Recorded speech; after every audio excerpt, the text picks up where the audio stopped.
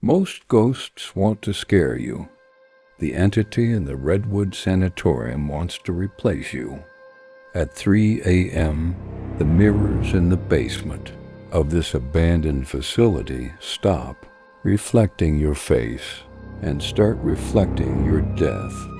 Ethan and Claire thought they were hunting a legend, but they didn't realize that in this place, the hunter is already dead and the prey is already trapped.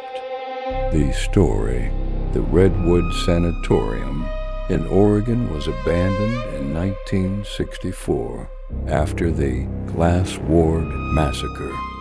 Patients were found with their eyes removed, clutching shards of broken mirrors. The lead doctor, Dr. Aris Thorne, was never found. Legend says he discovered a way to step through reflections, but he brought something back with him, a thing with no face that hungers for a physical form. Ethan, an urban explorer, and Claire, a medium, broke into the basement at midnight. The air was unervingly cold, smelling of ozone and old blood. Every wall was covered in cracked, silver-backed glass.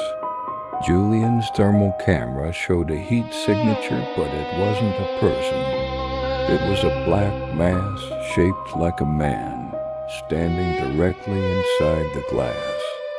"Ethan, look at your reflection," Claire whispered, her voice cracking. Ethan looked into a large, jagged mirror. His reflection wasn't moving when he moved. The Ethan in the glass was slowly reaching for its own throat. Suddenly, the basement door fused shut, the wood turning into cold, hard glass. A high-pitched screech, like metal grinding on bone, filled the room. The entity didn't come from the door. It began to crawl out of the mirrors.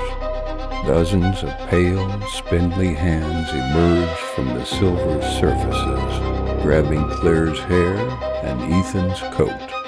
"It's not a ghost, it's a parasite," Claire screamed as she was dragged toward a mirror.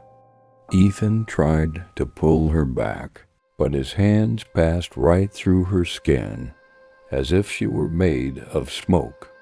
The entity, a tall, faceless horror with skin like cracked porcelain, stepped out of the main mirror. It didn't have eyes. It had two mirrors where eyes should be. Ethan saw his own terrified face in the creature's eyes. The creature touched Ethan's forehead, and suddenly Ethan's world flipped. He felt his body becoming flat, cold, and silver. He looked out and saw the creature now wearing his face, standing in the basement, smiling a jagged, wrong smile.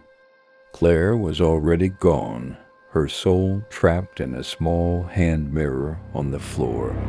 The creature, now looking exactly like Ethan, picked up the camera. It spoke in Ethan's perfect voice. "Thank you for the invitation." The last thing the camera recorded was the new Ethan walking out of the sanatorium into the night, while the real Ethan screamed silently from behind the glass of a broken window.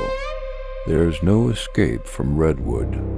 If you see your reflection blink, it's already too late.